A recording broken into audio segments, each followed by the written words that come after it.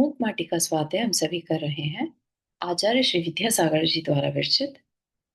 मंगलम भगवान वीरो मंगलम गौतमो गणी मंगलम कुंद कुंदाद्यो जैन धर्मोस्तु मंगलम। नमो अरिहंताणम नमो सेताणम नमो आयर्याणम नमो उवाजायाणम नमो लोये सवसाहुणम। पंच परमेष्ठी भगवान की जय।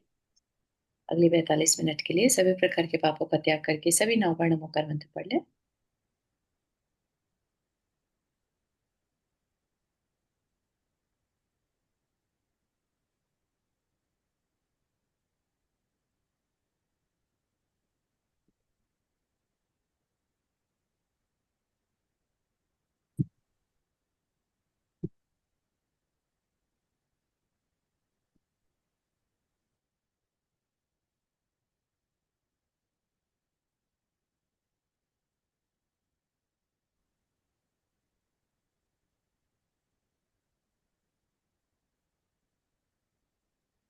हम्म, तो हमारा यहाँ पर विषय चल रहा है धरती जैसी धैर्य धारण करने वाली, है ना, जो सबका कल्याण चाहती है, कभी किसी को परेशान नहीं करती।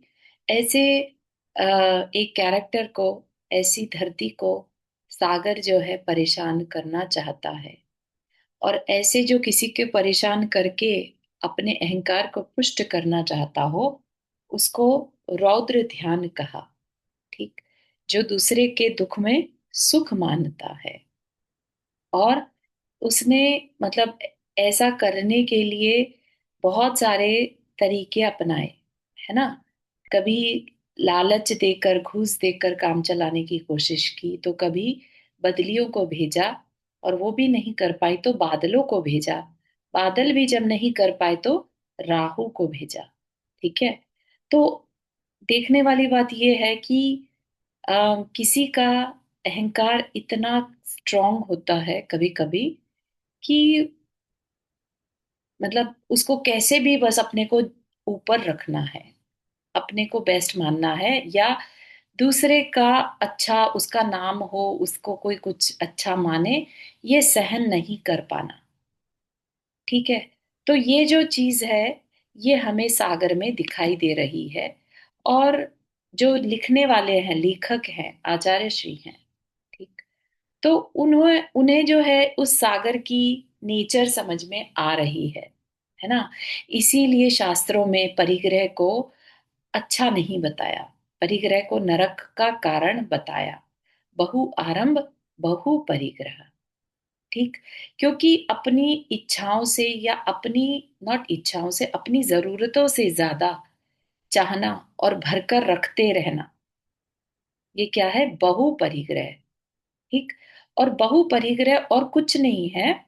नरक जाने, नरक जाना परिग्रह से नहीं होता। बेसिकली परिग्रह के पीछे जो मूर्छा है, उसके कारण, उस बिहेवियर के कारण हम जो है नरक का बंद कर लेते हैं। दिन भर क्या सोचेंगे? परिग्रह कैसे बढ़ाऊं।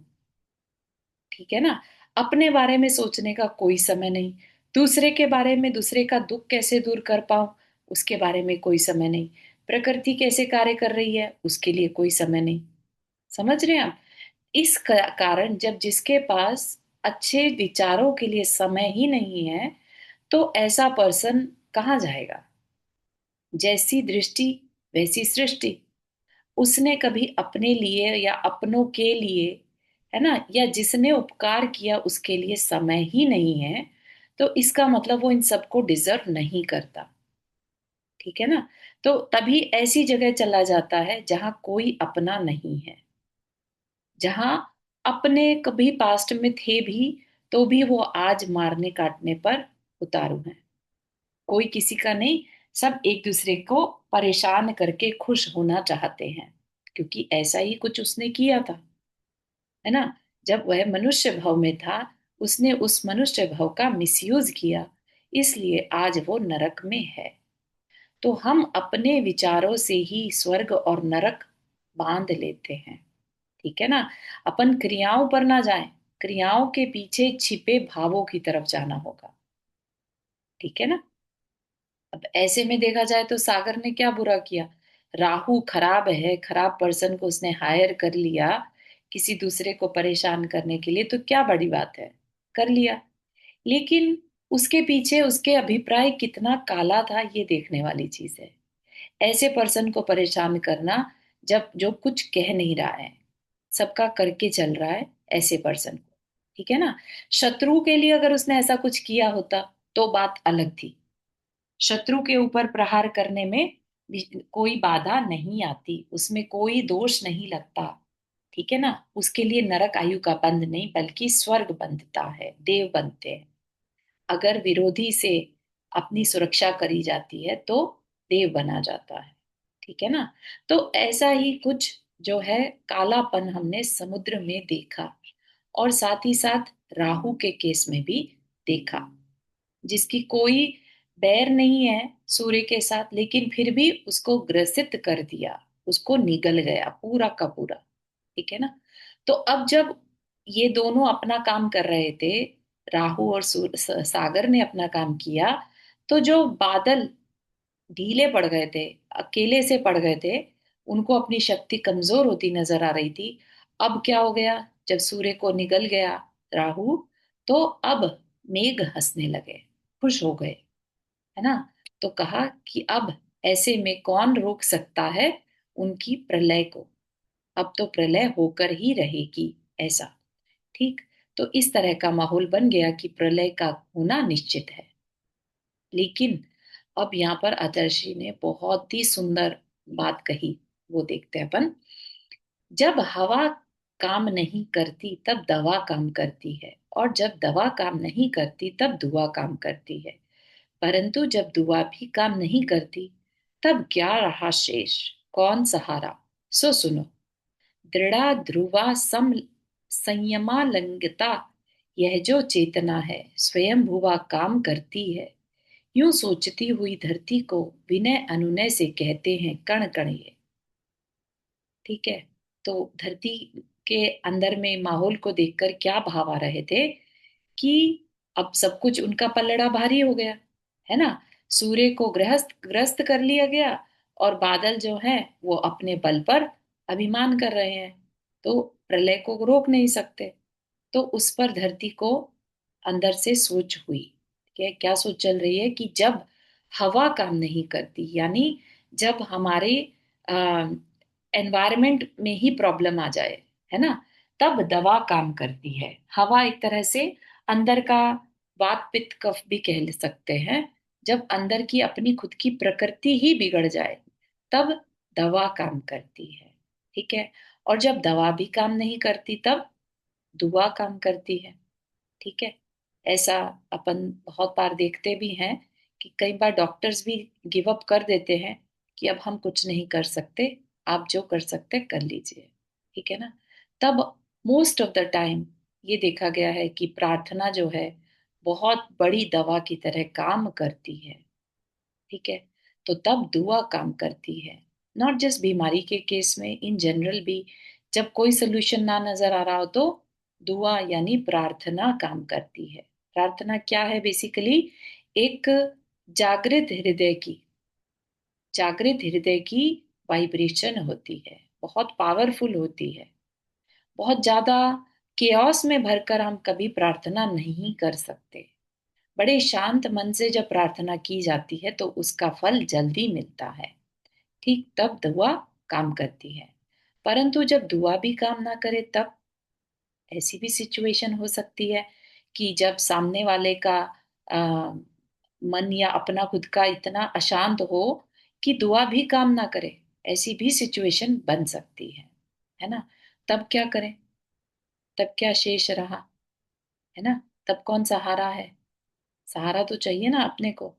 तो बहुत सुंदर यहाँ पर सॉल्यूशन दिया। कहा कि सुनो, दृढ़ा ध्रुवा संयमा लिंगता, यह जो चेतना है, कि तब अपनी आत्मा ही, जो कि स्वयं भुवा है, स्वयं होना जानती है, वही सबसे बड़ा हमारा सहारा है। कुछ मत करो, सिर्फ अपनी आत्मा की शरण ले लो। बात समझ में आ रही है? दृढ़ मतलब जो अपने आप में दृढ़ है, स्ट्रांग है ना। स्थाई है, ध्रुवा स्थाई, जो हमेशा बनी रहने वाली है। इसका क्या मतलब हुआ? इसका मतलब अपना जो भाव है, अपना जो दिमाग है, वो टेम्परेरी प्रॉब्लम से हटा लो। क्योंकि तकलीफ कहाँ पर आई होगी? शरीर को आई होगी, है ना। परिवारजन क्या है? इस शरीर से संबंधित है। ठीक है। तो अब क्या करो, जब कुछ काम नहीं कर रहा, तो अपने उस ध्रुव आत्म तत्व पर ध्यान को ले जाओ कि वो परमानेंट है, उसको कोई तकलीफ नहीं हुई। ये समय सारजी है। ठीक है ना। समय मतलब आत्मा। तो अपनी आत्मा पर ध्यान ले जाओ। वह स्वयं भुवा काम करती है। जो करना है, अब उसे खुद ही करना है। स्वयं भुवा। ठीक है।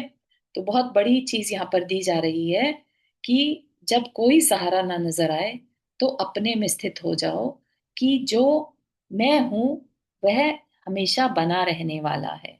ये सब कुछ जो तकलीफ दिख रही है, वह सिर्फ कर्म के उदय से हो रही है। ठीक है। कर्म का ऐसा तीव्र उदय आया था, जिसका कि अब कुछ नहीं किया जा सकता। ठीक है ना। जब दुआ भी काम ना करे तो क्या करें? तब अपनी आत्म तत्व का सहारा लो। ठीक है। क्योंकि बाहर में कुछ भी होता है, बड़े से बड़ा सुख और बड़े से बड़ा दुख, ये सब कर्मजन्य होते हैं। ठीक है। तो उस से भी ध्यान को हटा लो, मतलब व्यवहार से निश्चय की ओर आ जाओ। ठीक है। कर सकते हैं हम कभी ऐसा, कभी मौका पड़े नहीं, लेकिन मौका जरूरी नहीं है मौका हो तभी ऐसा करें। जब हमें समझ में आ गया कि सबसे बड़ी शरण जो है वो अपनी आत्मा की ही है, तो क्यों नहीं हम उसे बिना किसी कारण के भी शरण लेने का विचार बनाएं। ठीक है। अपनी चेतना का ध्यान करें। ठीक। आगे चलते हैं। यूं सोचती हुई धरती को विनय अनुनय से कहते हैं कण कणिए। धरती के अंदर विचार चल रहे थे, तो ऐसे में फिर कण कण अनुनय विनय से कहते हैं, धरती को रिक्वेस्ट करते हैं। विनय अनुनय से मतलब बहुत मेलो होकर उन्होंने एक रिक्वेस्ट करी। ठीक है। माँ के मान का सम्मान हो, राघव वंश के अंश हैं ये, लाघव वंश के प्रशंसक भी, परंतु अहम के संस्कार से संस्कारित गारव वंश के ध्वंसक है माँ। क्या कहते हैं कि हे माँ, ये जो अम, अभी जो बादल हैं, है ना, ये क्या है? अहंकार से भर रहे हैं। गारव वंश के ध्वंसक हैं। अहम से संस्कार, अहम के संस्कार से संस्कारित है, यानी अहम से भरे हुए हैं, है ना। और गारव वंश मतलब गौरव, अहंकार वंश के ध्वंसक हैं। जो अम, मानी होते हैं, है ना, ऐसे वो ध्वंसक हैं, विध्वंसक हैं। और हम कैसे हैं? माँ के मान का सम्मान हो। माँ के सम्मान के, जिस वंश में माँ का सम्मान होता है, मान का सम्मान होता है, हम उसके अंश हैं, यानी राघव वंश के अंश हैं ये। राघव मत वंश मतलब जो श्री राम का वंश है, राघव वंश। ठीक। उसमें क्या है? क्या किया था राम जी ने? सीता माता के लिए पूरा युद्ध कर लिया था, है ना। और अपना आगे भी कल्याण कर लिया। ठीक है। नीति न्याय पूर्वक जीने वाले। हाँ नंदा जी, आपने प्लीज किया। हाँ, मतलब अपनी पत्नी के लिए युद्ध भी कर लिया था, पत्नी को निकाल भी दिया था गर्भावस्था में। तो हाँ। हम मतलब ऐसे वंशज हैं कि कभी कुछ कर सकते, कभी बहुत बड़ा वो भी कर सकते किसी के प्रति अन्याय। अन्याय तो नहीं कहेंगे उसमें। देखो, उसकी सिचुएशन को समझना होगा ना। वो लांछन लगा था उनके ऊपर धोबी के द्वारा। ठीक है ना। वो सीता जी के कर्म का उदय आया था, बहुत तीव्र उदय आया था। उन्होंने पास्ट में ऐसा एक लांछन किसी आरिका माता जी के ऊपर लगाया था। ठीक है ना। तो उन्हें अपने कर्म के कारण ऐसी सिचुएशन बन गई कि राजा होने के कारण उन्हें प्रजा के अंदर व्यभिचार ना फैल जाए, है ना, स्वच्छंदता ना फैल जाए। तो उसके लिए ये डिसीजन लेना पड़ा था। उन्होंने फिर भी अपने विश्वास पात्र को भेजा कि उनकी पूरी व्यवस्था अच्छे से करके आए, है ना। ऐसा तो नहीं कि बस निकाल दिया हो, ठीक है ना। आप नोटिस करिए, उनको प्रॉपर तरीके से रथ में बैठाकर जंगल में भेजा था, आश्रम में भेजा था, ठीक है ना, ताकि वो अपने बच्चे का अच्छे से लालन पालन कर सके, ठीक है। तो अपन ऐसा नहीं समझे उसके लिए कि उन्होंने निकाल दिया था, प्रेग्नेंट थी और निकाल दिया, नहीं। उसके पीछे की पूरी व्यवस्था को समझकर, अभिप्राय को समझकर, ठीक है, उन्होंने वो डिसीजन एज अ पति नहीं लिया था, एज अ राजा लिया था। उस टाइम वो राजा थे, और जिस समय वो लंकाधिपति से लड़ रहे थे, उस टाइम वो पति थे। कहना कि मेरी पत्नी को तुम उठा कर ले गए, ऐसा कैसे, ठीक है। हम्म। तो राघव वंश के अंश हैं ये, लाघव वंश के प्रशंसक भी, परंतु। तो लाघव वंश मतलब ऐसा नहीं कि सिर्फ बड़ों बड़ों के ही हम प्रशंसक हैं, जो निम्न से निम्न, छोटे से छोटे व्यक्ति भी हैं, हम उनकी भी प्रशंसा करते हैं। लेकिन जो अहंकार में डूबे हैं, उनको हम नष्ट करने वाले हैं। मतलब कि हम छोटे बड़े का भेद नहीं करते, लेकिन हम अहंकारी को नष्ट करने से पीछे भी नहीं हटते, ठीक।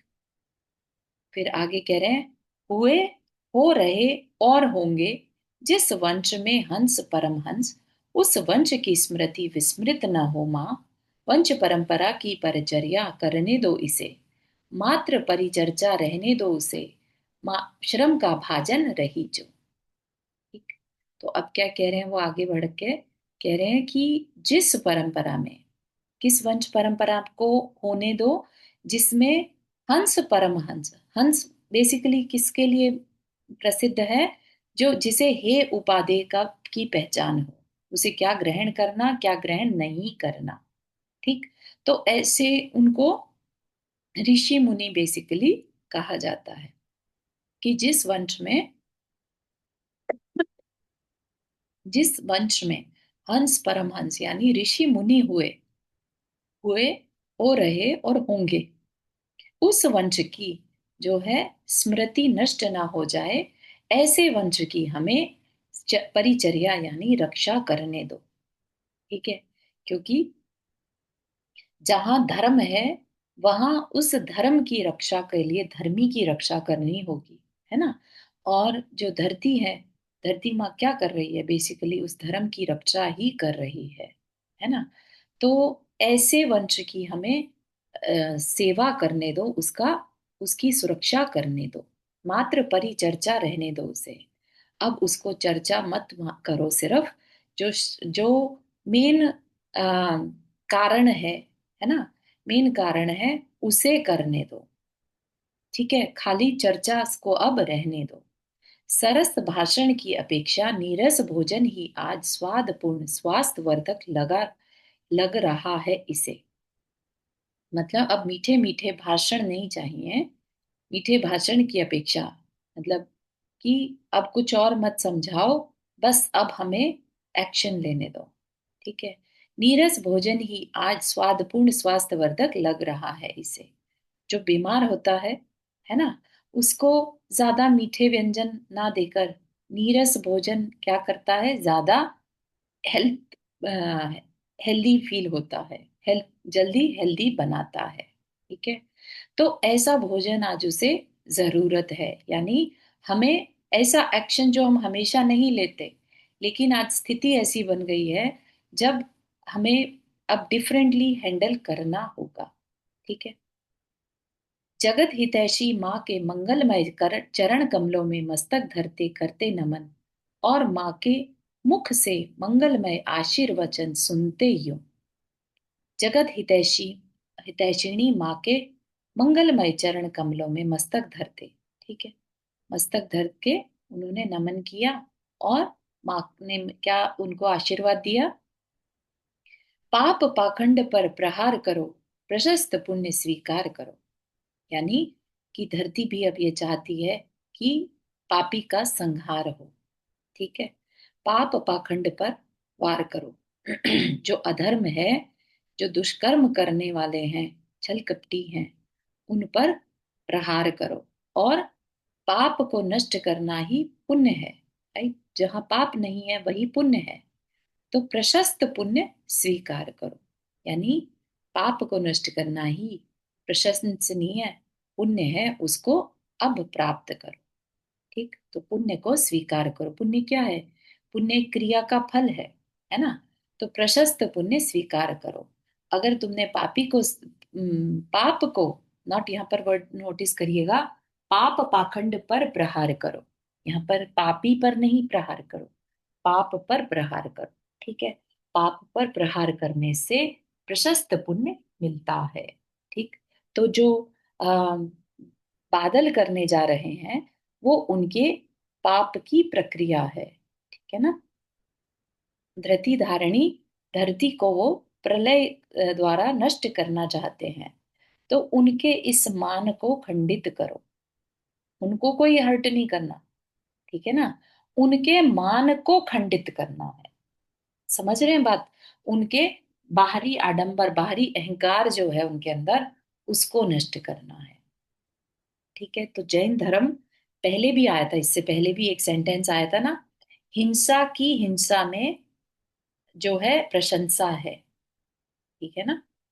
और अहिंसक या जो हिंसक की हिंसा में पाप है। ठीक है। तो नृशंसा है या पाप है, उससे बचो। ठीक, तो हिंसक भी हो अगर, तो उसकी भी हिंसा नहीं करना। ठीक है। तो यहाँ पर पाप पाखंड पर प्रहार करो वर्ड कहा, तो उसको भी हमें थोड़ा समझना है अपने जीवन में। यदि हमें कभी डिसीजन लेना पड़े तो ये बातें हमें समझ में आनी चाहिए। ठीक। और आशीर्वचन, आशीर्वचन है मतलब मेरा आशीर्वाद, मेरी ब्लेसिंग तुम्हारे साथ है। ठीक। अब क्या हुआ? दृढ़ मना श्रमण सम सक्षम, कार्य करने कटिबद्ध हो, अथा उत्साह साथ ले, अनगिन कण ये उड़ते हैं था शून्य शून्य में, रणभेरी सुनकर रणांगन में कूदने वाले, स्वाभिमानी स्वराज्य प्रेमी, लोहित लोचन उद्भट सम, या तप्त लोह पिंड पर घन प्रहार से चट चट छूटते स्फुलिंगम, स्फुलिंग अनुचटन सम, लाल लाल ये धरती कण क्षण क्षण में एक एक होकर भी कई जल कणों को बस सोखते जा रहे हैं, सोखते जा रहे हैं, पूरा बल लगाकर भी भूकणों की राशि को चीर चीर कर इस पार भू तक नहीं आ पाए जल कर। ठीक है। तो क्या हुआ, आप विजुअलाइज कर सकते हैं। तो जो धरती के कण थे, है ना, उन्होंने क्या डिसाइड किया कि हम इसका अहंकार तोड़ेंगे और ये जो करना चाहता है वो हम होने नहीं देंगे। ठीक। तो उसके लिए उन्होंने अपना दृढ़ मन बनाया। हालांकि कण क्या है, कण बहुत छोटी चीज है ना। लेकिन कण भी अगर अपना समूह बना ले, एक साथ दृढ़ दृढ़ मन हो जाए, तो वह भी कुछ भी कार्य करने को समर्थ हो जाते हैं। ठीक है ना। ऐसे ही यहाँ पर कहा दृढ़ मना श्रमण सम सक्षम, कार्य करने कठिन कटिबद्ध हो। कटिबद्ध मतलब जैसे कहते हैं ना, कमर कस ली, अब बिल्कुल रेडी हो गए। ठीक। तो दृढ़ मना श्रमण, जो श्रमण है, उसको भी अपने उस गोल की ओर बढ़ने में, मोक्ष मार्ग की ओर बढ़ने में हमेशा दृढ़ मना होना होता है। अगर उसका दृढ़ मन ना हो तो जगह जगह पर भटकने के रास्ते खुले हैं, है ना। इतनी जनता उनके पास आती है, तरह तरह के कंफर्ट्स उनको देख देख कर कभी भी श्रमण का मन डगमग हो सकता है। लेकिन उसको क्योंकि अपना गोल हर समय याद है। आप कभी देखिए केश लुंचन के समय, है ना, किस तरह से बालों को खींच खींच कर निकाल दिया जाता है और चेहरे पर एक शिकन नहीं आती। ऐसा नहीं लग रहा होता कि उनको दर्द हो रहा होगा, होता होगा, लेकिन चेहरे पर से अंदर कुछ ऐसे भाव उस समय।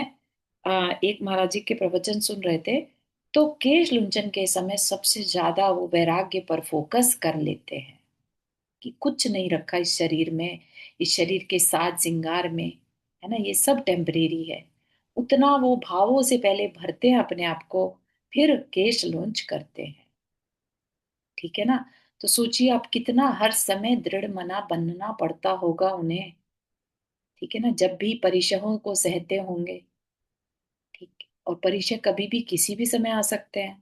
अगर अगर वो असावधान हो तो उनकी जो है दृढ़ता पिघल सकती है। ठीक है ना। तो इसी तरह से जो कण है, माटी के कण हैं, वो बहुत छोटे हैं, लेकिन अंदर से इतने ज्यादा श्रवण के समान दृढ़ता उनके अंदर आ गई है कार्य करने की। और उत्साह साथ में लेकर, अथाह उत्साह, मतलब कि अथा, था मतलब जिसका कोई लिमिट ना हो, अनलिमिटेड उत्साह साथ लेकर अनगिन कण ये उड़ते था शून्य शून्य में। शून्य था मतलब ऐसा जिसकी की कोई था ही ना हो, जिसकी कोई लिमिट ही ना हो, यानी आकाश में उड़ते अनगिन कण, उनकी भी अगेन कोई काउंटिंग नहीं है। ठीक है ना। तो अथाह उत्साह साथ ले अनगिन कण ये उड़ते हैं था शून्य में, था शून्य शून्य में, आकाश में उड़ जाते हैं, एकदम जैसे एक भंवर सा उड़ जाता है ना, जैसे देखा होगा कभी धूल का भंवर सा, राइट, ऐसा। तो कैसा लग रहा है, जैसे रणभेरी सुनकर, जैसे ही रणभेरी मतलब युद्ध का बिगुल सुनकर रणांगन में कूदने वाले स्वाभिमानी स्वराज्य प्रेमी लोहित लोचन उद्भट सम। स्वराज्य प्रेमी मतलब जो जिनको अपने राज्य से प्रेम हो, अपने देश की रक्षा के लिए रणांगन में कैसे कूद जाते हैं, बिल्कुल लाल लाल आंखें कर कर, बिल्कुल मतलब उत्साह पूर्वक, हल्के फुल्के होकर नहीं। उनको पहले वो स्पीच दी जाती है, उनके अंदर वो उत्साह को भरा जाता है ना। उससे वो एकदम से जय जयकार लगाते हुए, देखा होगा कभी मूवीज में, जब कोई भी लड़ाई पर जाता है तो बहुत ज्यादा जयकारे लगाए जाते हैं अपने स्टेट के बारे में, अपने देश के बारे में। ठीक है ना। स्वाभिमान स्वराज्य प्रेमी। और कैसे हैं, किस तरह से लग रहे हैं, जैसे तप्त लोह पिंड पर, तपा हुआ लोह का पिंड हो और उस पर जब चोट मारी जाती है तो एकदम से चट चट छूटते क्या है, स्फुलिंगे। ठीक है, लाल लाल रंग के जो स्फुलिंगे उठते हैं, ऐसा लग रहा है जैसे धरती के कण एकदम क्रोध से भरे, क्रोध मतलब यहाँ पर क्रोध नहीं कहा जाएगा, उत्साह से, अथाह उत्साह उनके अंदर है, तो ऐसे लग रहा है जैसे जैसे लाल लाल चिंगारियां ही उठ रही हों। ठीक। क्षण क्षण में एक एक होकर भी कई जल कणों को, ठीक है, तो जब वो ऊपर उठे तो उन्होंने क्या किया, जल कणों को ऊपर आकाश में ही सोख लिया। ठीक है। उन कणों को कितनी भी बड़ी बूंदे हो, है ना, वो तो प्रलय मचाने आ रहे थे, राइट। तो आप इमेजिन कर सकते हैं, काले रंग के थे बिल्कुल, तो बहुत तीव्र बारिश करते, प्रलय मचा देते, बहुत मोटी मोटी बूंदे बरसाकर। लेकिन उन धूल कणों ने उन जल कणों को क्या कर लिया, सोख लिया। पूरा बल लगाकर भी भू कणों की राशि को चीर चीर कर इस पार भू तक नहीं आ पाए जल कण। तो वहीं पर उनको आकाश में ही रोक दिया भूकणों ने, तो वो जलकण नीचे नहीं आ पाए, कितनी भी उन्होंने कोशिश कर ली, लेकिन वो उन भूकणों की राशि को पार नहीं कर पाए। समझ रहे हैं अब कितना, मतलब अपने आप को कभी छोटा नहीं समझना या कम नहीं समझना। कम होकर भी जब उत्साह अंदर में भरता है तो बड़े बड़े कार्य घटित हो जाते हैं। ठीक है ना। ऐसा ही कुछ हम भक्तामृत स्तोत्र में भी पढ़ रहे हैं। वो अपने आप को छोटा समझ रहे हैं, लेकिन फिर भी महान कार्य कर रहे हैं। ठीक है ना। वो क्या है, उनके अंदर भक्ति का उत्साह है ना। मैं अ, अपने जिनको मैं चाहता हूँ उनकी भक्ति कर रहा हूँ, इससे बेस्ट और क्या होगा। ऐसे ही वो भूकण जो हैं, वो अपनी माँ के सम्मान का सम्मान कर रहे हैं, है ना। तो उसकी रक्षा के लिए उनके अंदर एक अलग सा उत्साह भर रहा है। उसके उन उस उत्साह के आगे जल कण भी कुछ कर नहीं पाए। ऊपर से नीचे की ओर गिरते अनगिन जल कणों से नीचे से ऊपर की ओर उड़ते अनगिन भूकणों का जोरदार टकराव। परिणाम यह हुआ कि एक एक जलकण कई कणों में विभाजित होते जोरदार बिखराव चारों ओर जोर शोर और छोर शून्य सौर मंडल में धूम्रदार घिरा। क्या हुआ? जलकण अनगिन जलकण, ठीक है ना, जलकण भी कम नहीं थे, वो भी अनगिन थे।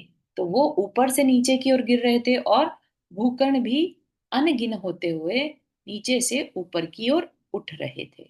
क्या हुआ? जोरदार टकराव।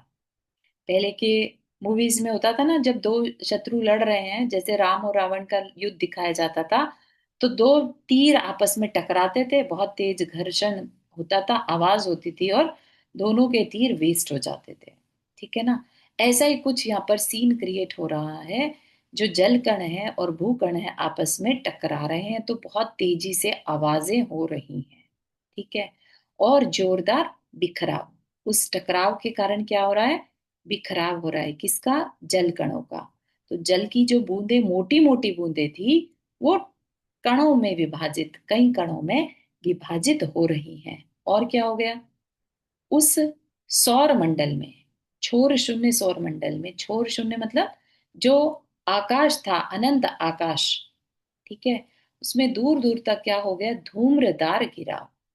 एक, जैसे धुएं, धुआं होता ना, धुआं का घिराव बन गया, घेरा बन गया। ठीक है ना? धुआं किस चीज का है? वो धूल कणों का धुआं। धुआं जरूरी नहीं है कि सिर्फ अग्नि का ही धुआं हो सकता है। धुआं मतलब बेसिकली जब कुछ दिखाई ना दे, ऐसा कुछ बीच में अड़ जाना, है ना? तो बादलों, धूल का क्या है? एक तरह का घिराव, धुआं सा बन गया। घनों के ऊपर विघन छा गया। भूकण सघन होकर भी अग से परे अनग रहे। घनों के कण अनग कहाँ, अघों के भार सौ सौ प्रकार सो भयभीत हो भाग रहे। और भूकण ये भूखे से काल बनकर भयंकर रूप ले जल कणों के पीछे भाग रहे हैं। इस अवसर पर इंद्र भी अवतरित हुआ, अमरों का ईश। परंतु क्या हो गया? घनों के ऊपर विघन छा गया। घन मतलब जो बादल थे ना, जो अभी तो खुश हो रहे थे कि अरे वाह, सूर्य को राहु ने निग्रस्त कर लिया, अब हम अपनी प्रलयकारी बारिश से धरती को नष्ट कर देंगे। ठीक है? लेकिन जो धरती के कण थे, उन्होंने अपना बदला लेने का सोचा कि नहीं, हम ऐसा नहीं होने देंगे, हम प्रोटेक्शन करेंगे, है ना? तो इस हरकत से उनकी क्या हुआ? बादलों के ऊपर विघन छा गया, यानी तकलीफ आने लगी उनको। ठीक है ना? उससे फिर क्या हुआ? भूकण सघन होकर भी, भूकण सब जो थे, बहुत घने घनघोर बादल आए थे, लेकिन इतना होने पर भी वो अब संकट में आ गए। अग से भरे अनग रहे परे, अग से भरे परे अनग रहे, घनों के कण अनग कहाँ। अग मतलब पाप, ठीक है? और अग से परे अनग, अन अग मतलब पाप रहित। ठीक है? भूकण कैसे थे? सघन होकर भी अग से परे अनग रहे। क्यों? क्यों वो पाप रहित थे? क्योंकि उनके अंदर किसी अम, जिसे कहते हैं ना कि एक निहत्थे के ऊपर वार करना, या एक जिसने कुछ किया नहीं है, सरल साधारण से व्यक्ति के ऊपर प्रहार करना, या फिर एक शत्रु के ऊपर प्रहार करना, है ना? इन दोनों में से पाप किसे कहेंगे? शत्रु पर प्रहार करने को हम पाप, निहत्थे के ऊपर और बेकसूर के के ऊपर, है ऊपर। ना, बेकसूर। तो वही चीज यहाँ पर घट रही है। तो जो घन कर रहे थे वो पाप की क्रिया थी, तो कहा घनों के कण अनग कहाँ। अनग मतलब पाप रहित नहीं है। ठीक है? तो भूकणों को पाप रहित कहा यहाँ पर लेखक ने। ठीक है? तो हमें भावों को समझना है। भूकण जो काम कर रहे हैं, उनके पीछे अभिप्राय सिर्फ प्रोटेक्शन का है। उन्होंने क्या कहा था? कि माँ हमें आशीर्वाद दो कि हम इस वंश की परंपरा का की सुरक्षा कर सकें। कैसे वंश की? जहां हंस परम हंस हैं। ठीक है ना? ऐसी संस्कृति को हमें बचाना है। ठीक। तो अब बादलों के ऊपर विघन छा गया, अघों के भार, सौ सौ प्रकार, सो भयभीत हो भाग रहे। क्या हुआ? इतना तकलीफ हो गया कि इतना सारा सब कुछ होने के कारण अब उन्हें समझ नहीं आ रहा कि क्या करें। तो वो धन जो है भयभीत होकर भागने को रेडी हो गए। ठीक है ना? तो जलकण किसके पीछे भाग रहे हैं? भूकण, जल कणों के पीछे भूकण भाग रहे हैं। ठीक है, खूब सारे भूकण जो हैं एक एक जल कण के पीछे भाग रहे हैं। कैसे हैं ये भूकण?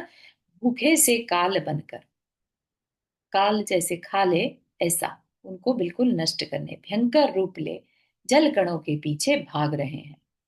इस अवसर पर इंद्र भी अवतरित हुआ, अमरों का ईश। तो अब यहाँ पर एक नया कैरेक्टर इंट्रोड्यूस हुआ है। जल कणों के पीछे जब वो भाग रहे थे, तो इस अवसर पर, ऐसी सिचुएशन में, होता है ना ऐसा कि जहां जलकण नीचे की तरफ आ रहे हो, है ना, तो कई बार इंद्रधनुष निकल आता है, राइट? तो कहा इस अवसर पर इंद्र भी अवतरित हुआ, अमरों का ईश, अमर मतलब देव, देवों का स्वामी, देवों का राजा इंद्र अवतरित हुआ, परंतु उसका अवतरण गुप्त रहा, वह दृष्टिगोचर नहीं हुआ, केवल धनुष दिख रहा, कार्यरत इंद्रधनुष। कितने सुंदर तरीके से एक्सप्लेन किया है कि क्यों इंद्रधनुष दिखता है। कहा कि वो होता तो इंद्र है, लेकिन छुप कर कार्य करता है, मतलब वो सामने आना नहीं चाहता, उसका अवतरण गुप्त रहा वह, क्योंकि मध्यलोक में आना पड़ रहा है उसे। मध्यलोक में आया, लेकिन अपने को प्रकट नहीं कर रहा है, अपना सिर्फ धनुष दिखा रहा है, और वो है कार्यरत इंद्रधनुष। ठीक है।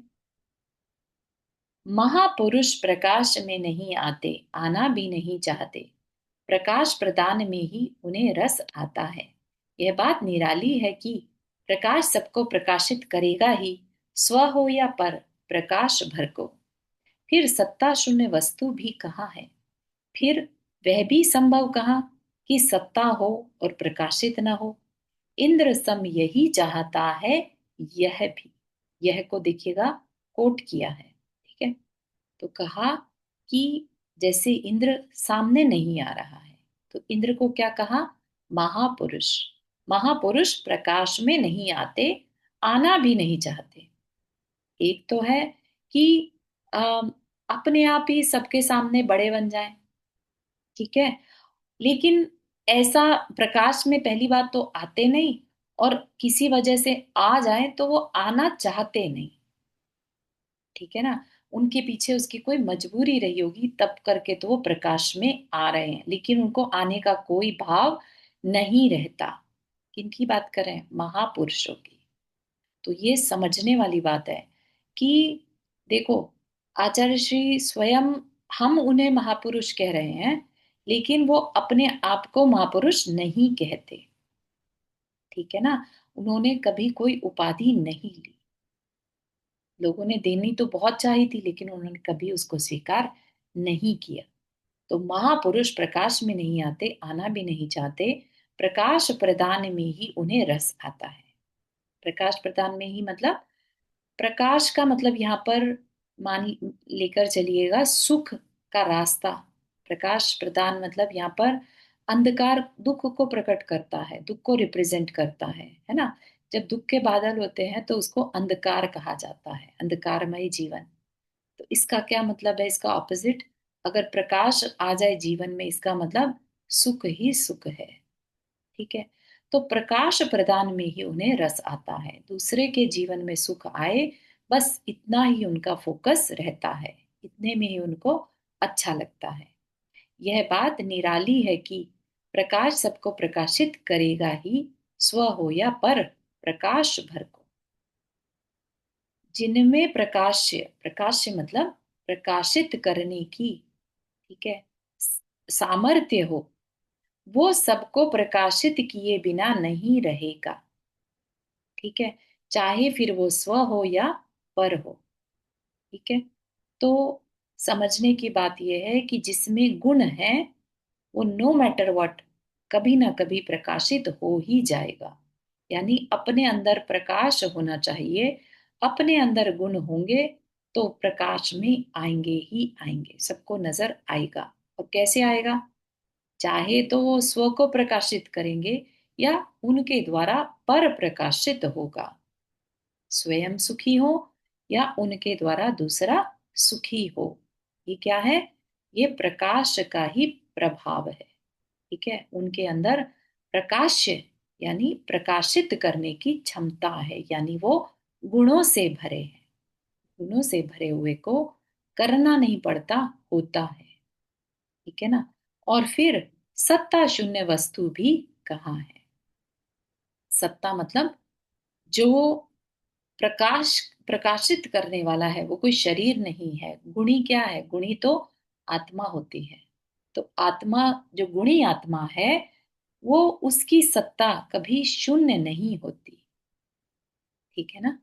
सत्ता है, उसका अस्तित्व कभी शून्य होता नहीं है। सत्ता है तो गुण है, और गुण है तो प्रकाश होगा। ठीक है ना? तो गुण से यहाँ पर क्या मतलब? जैसे कि दया, दान, सेवा, करुणा, ये सब क्या है? गुण है ना? और ये जब कभी इंसान करता है, भले ही उसको बहुत ज्यादा वाहवाही ना मिल रही हो, लेकिन उसका अंतर्मन प्रसन्न है। ठीक है ना? हम ये ना माने कि दूसरा हमें आ, प्रशंसा करेगा तभी हम गुणी कहलाएंगे, तभी हमें गुण है। वो हमें हमारे गुणों को अगर एक्सेप्ट नहीं कर रहा है, या जिसे कहते हैं ना, रिकग्नाइज नहीं कर रहा, इसका मतलब गुण नहीं है, ऐसा नहीं। गुण तो है, जरूरी नहीं कि उन्हें रिकग्नाइज किया ही जाए। ठीक है? और गुण है तो वो स्व या पर किसी ना किसी को प्रकाशित जरूर करेगा। तो इट्स बेटर कि हम में गुण है, ये मानकर अपने आप को प्रकाशित रखो। है ना? फिर दूसरा उससे प्रकाशित हो ना हो, उससे आपको कोई मैटर ज्यादा नहीं होगा। है ना? लेकिन अपने आप ये संभावना बनी ही रहेगी कि प्रकाशित ना हो, ऐसा हो नहीं सकता। ठीक है ना? कहा कि सत्ता हो और प्रकाशित ना हो, ऐसा हो नहीं सकता। ठीक है ना? सत्ता किसकी होती है? सत्ता, अस्तित्व जो है आत्मा का है। गुण भी आत्मा में है। तो गुण हो और प्रकाशित ना हो, ऐसा हो नहीं सकता। ठीक है? तो आत्मा के गुणों की बात की जा रही है यहाँ पर, आत्मा के अवगुणों की नहीं। अवगुण से मतलब अहंकार, ईर्ष्या, द्वेष, ये सब क्या है? अवगुण है। यहाँ पर उनकी चर्चा नहीं है। है ना? वो तो क्या है, बल्कि ख्याति, पूजा, लाभ की चाह क्या है? अवगुण है। ठीक। तो इंद्र सम यही चाहता है, यह भी। जैसा इंद्र अपने आप को पीछे छुपाए हुए है, ऐसा ही यह भी, यानी लेखक भी यही चाहता है। ये बहुत सुंदर पंक्ति है यहाँ की, कि लेखक, लिखने वाला यही चाहता है। बहुत सुंदर। आगे अपना टाइम हो गया, अगली बार पढ़ेंगे। तो ये कह रहे हैं कि इस लेखनी की भी यही भावना है, अगले पैराग्राफ में आएगा। तो इतना सुंदर महाकाव्य लिखने के बाद भी वो क्या चाहते हैं? कि मुझे अपने नाम की अपनी कोई इच्छा नहीं, मुझे तो यथाकार बने रहना है। मैं जो हूं वह बना रहूं। ठीक है ना? मैं कथाकार नहीं बनना चाहता। ठीक है? तो ऐसे अम, महान आत्मा के गुणों की कुछ अंश हम में भी प्रकट हो, ऐसे भावों के साथ हम उनसे हमेशा जुड़े रहें। इसी भावना के साथ आज का ये सेशन यहीं पर कंक्लूड करते हैं। किसी और को कुछ शेयर करना? चारू, जो मैं यथार्थ। एक से अच्छा पूर्णिमा हाँ, तुम बोलो, मैं नहीं बाद नहीं, में। मैं कुछ नहीं, मुझे दोबारा पूछना है कि मैं यथाकार बनना चाहता हूँ, वो यथाकार आगे नहीं। अपन बताएंगे बताएंगे। हाँ। चारू, आज जी। मैं तो यही देखती रही कि तुमने अभी लिखा कि अब पता नहीं तुम आज कर नहीं रही हो क्या। ओ, आई वो एम तो अभी सॉरी, मैंने मैंने आज ग्रुप में रिमाइंडर नहीं भेजा शायद, है ना? है नहीं रिमाइंडर क्या, ये लिखा ही नहीं कि ग्रुप इन्फो में देख लो, पता नहीं ये सब लोग भी जुड़ गए, मैं तो अभी जुड़ी 15 मिनट पहले। हाँ हाँ, वही कह रही हूँ ना, मैं हमेशा नहीं तो वो हाँ, रिमाइंडर। आज आपने डाला नहीं था, मैं बोला था, शायद आपने स्टार्टिंग सुना नहीं। ओ, सॉरी। अच्छा। अच्छा, बोला था कल? हाँ मैंने नहीं, नहीं मैंने सुना। नहीं, मैंने भी उनको बोला था आज का अगर भी। नहीं ले रही होती तो जरूर डाल देती कि आज क्लास नहीं है। अगर कभी भूल से छूट जाए तो आप यही मानकर चलिएगा कि क्लास है। हाँ, नहीं नहीं, अब तो मैं ग्रुप इन्फो में देख लूंगी। मुझे लगा, ज्वाइन मैं ज्वाइन देखती हो रही वो जाने का, खोल के। नहीं अगर होगा तो नहीं, और क्या हाँ, नहीं, निकल जाने का मोस्ट ऑफ था। द टाइम मतलब मैं अपनी तरफ से कोशिश ये करती हूँ कि मैं डालूं। अगर रह गया तो आज तो। नहीं नहीं, कोई खास बात नहीं, वो तो मैं, मेरी गलती रही कि मैं देखती रही कि मैसेज नहीं आया, मैसेज नहीं आया। हाँ, ठीक है। अभी मैंने सोचा कि ग्रुप इन्फो देखती हूँ कि कुछ वहां लिखा हो। हाँ, नहीं, देखा तो सारे प्रोग्राम लिखे हो, वहां से मैंने खोला तो तुम्हारा खुल गया ये। चलो हाँ, कोई बात नहीं, आगे से ध्यान रखूंगी ना, अपने जी, आप खोल जी, लूंगी मैं। जी। तो बाय ठीक है। डिफॉल्ट मानकर चलिएगा क्लास है। अगर नहीं होगी तो नहीं का डेफिनेटली मैसेज आएगा। Otherwise I do that every day. ठीक है। I okay, remind. Thank you. I prefer to remind. ये आज कुछ डिफरेंट भी शेयर किया गया है वीकडे स्वाध्याय में, वो क्या हाँ, है? शायद गलती से किसी का है। अच्छा। ठीक है, चलिए। जिनवानी स्तुति। जावानी के ज्ञान से सूझे लोकालोक, सो वाणी मस्तक धरो सदा देत हो दो। हे जिनवाणी भारती तो ही जपो दिन रैन, जो तेरा शरणा गए सो पावे सुख चैन। नौबार नमो कर्म।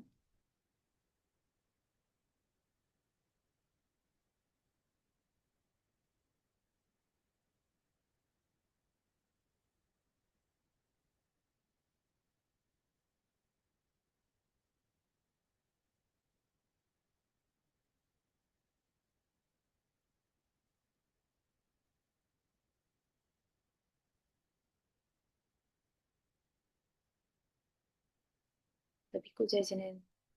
जय जय जय जिनेन्द्र जिनेन्द्र सभी को। जय जिनेन्द्र सबको। जय जिनेन्द्र। जय